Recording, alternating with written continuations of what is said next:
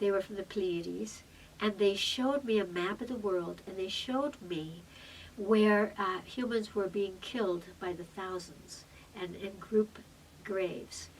And they showed me a way to help the earth.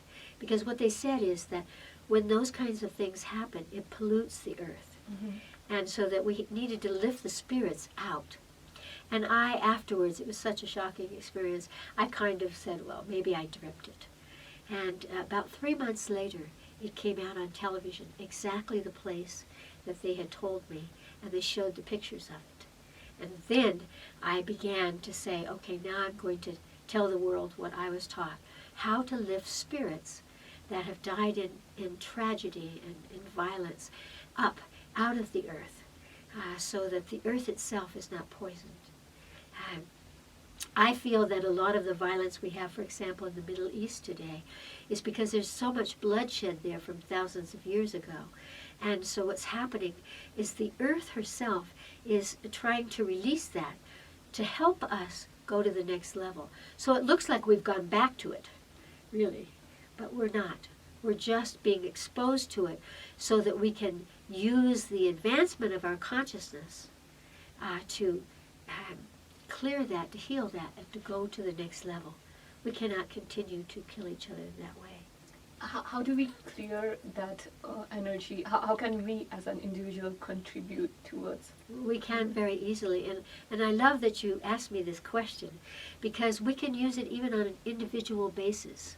You know, when someone dies in your family, certainly in many traditions we feel, for example, I just returned from Asia where there's a lot of respect for the elders, you know, and so we entrap them, we entrap their spirits, we keep their pictures, we pray to them, we try to keep them alive emotionally and in our world, instead of receiving from them the what I call psychogenetic inheritance, which is how they've imprinted us in levels that help our evolution, and then release them.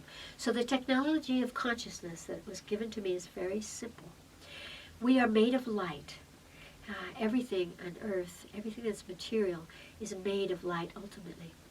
And so what we do is we imagine that we draw white light from the cosmos, never from the self, from the cosmos down through the top of the head into this solar plexus stomach area. This is the center of the emotional body. And of course, death creates a lot of emotion. And from that, we laser out and we make a very wide avenue of white light. Then we connect with the spirit. People think it's difficult, but it's really not. Children do it all the time, and many people do. And you could just imagine, for example, let's say it was an uncle or something, or a grandfather, and then you would hold them in your mind's eye, and you would call to them. And then you would show them this avenue of white light and say, get on this avenue. Now what I've found doing this, and I've done it all over the world with groups and individuals, is that, first of all, the spirits are caught in the moment of their death. So if it were a violent death, they don't have any awareness of you. You can pierce through and they will then tell you about their death. They will repeat the experience.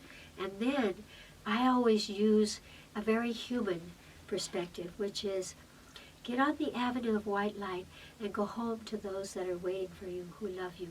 Because their human self needs that point of reference, you know, that they are loved, that there is a place of safety, that they have family. Of course, for me, that family might be from many other lifetimes, not just this lifetime. But that always works. And then the spirit goes into that avenue of white light and is released out. And this frees the earth, and it frees their soul.